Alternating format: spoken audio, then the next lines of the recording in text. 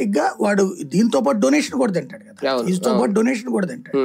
ఆ డొనేషన్ డబ్బులు వాడి దగ్గరకు వస్తే లంసంగా వాడి దగ్గర నుంచి ఇప్పుడు 150 సీట్లు ఇంటూ ఓ 50 లక్షలు వేసుకోండి చీఫ్ గా. మామూలుగా అయితే ₹1 కోటి అంటారు MBBS కి, 50 లక్షలు వేసుకోండి తిన్నట్టే కదా.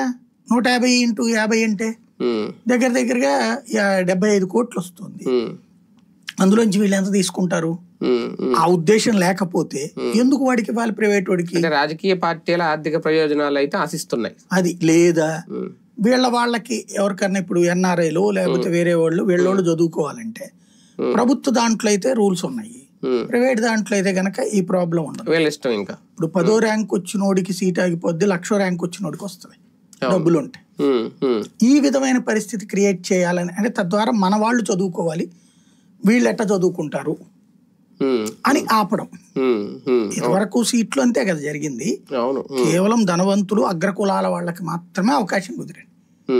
ఫీజు రియంబర్స్మెంట్ రాబోతే జీవితంలో మనం చూసేవాళ్ళం కాదు, SC ST BCలు ఆ రిజర్వేషన్ ఉన్నటువంటి సీట్ల వరకే చూసేవాళ్ళం, మిగతా సాధ్యమయ్యేది కాదు కదా. అట్లాంటి కాన్సెప్ట్ వచ్చి ఉండేది. ఇంకొకటి ఏంటంటే వీళ్ళు అనుకుంటున్నటువంటిది పబ్లిక్ ని మనం ఏమైనా మ్యానిపులేట్ చేయగలం అంటే మనం ఏది చెప్తే అది వింటారు, నమ్ముతారు అంటే వీళ్ళ చుట్టూ ఉన్నోళ్ళు నిజంగా నమ్మేస్తారు. అలాగే మిగతా జనం కూడా అనుకుంటారు. మామూలుగా అయితే ఇప్పుడు నాలాంటి వాళ్ళు ఆ రోజుల్లో అయితే తెలియదు. ఆ రోజుల్లో ఆయన కార్పొరేట్ ఎడ్యుకేషన్ తీసుకొస్తున్నాను, కార్పొరేట్ వైద్యం అన్నప్పుడు చప్పట్లు కొట్టిన వాళ్ళు మేమందరం యుక్త వయసులో. ఎందుకని? అరే అమెరికన్ స్టాండర్డ్ ఎడ్యుకేషన్ వస్తుందంట, బ్రిటన్ స్టాండర్డ్